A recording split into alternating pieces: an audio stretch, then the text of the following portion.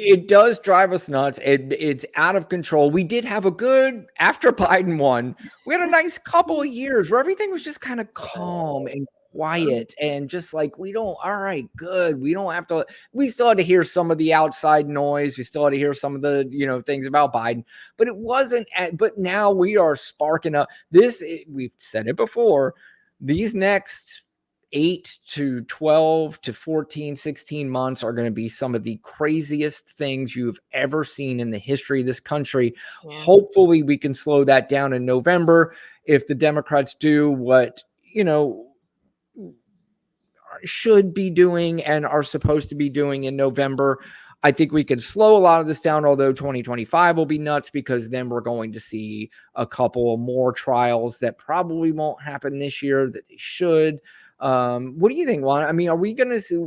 I mean, obviously, we have the one trial starting Monday, the New York trial, the Stormy Daniels case. But outside of that, I mean, have you heard or seen anything that there is hope that we might see another one of these trials before the election? Well, we need so the Supreme Court is going to rule the end of April. Right, but that's the Eileen Cannon case, which I have a lot of concerns about, and even no, it's the DC case, right? Immunity. Because I love how he has so many fucking counts against him that we get confused.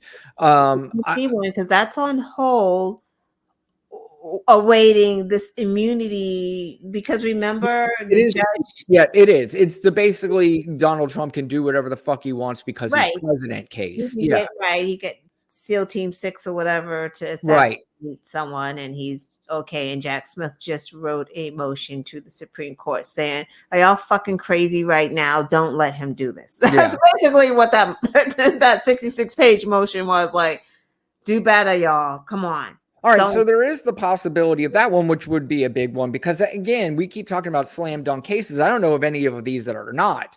I've said before, all you got to do is read the indictment on that classified documents case, and anybody with any level of comprehension can read it and go, I don't even understand why it has to go to trial. I mean, obviously it has to go to trial for due process, but how do you get out of it? It is just so obvious. There is just there's nothing. I couldn't even begin to understand what the defense would be on this case. The only thing I could think of is when you watch those Dateline NBCs, you watch the first half of it and you're like, oh, this guy's fucked. And then they go to the second half and you're like, I don't know, maybe this guy didn't do it.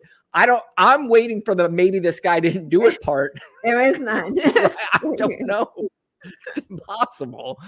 But all right,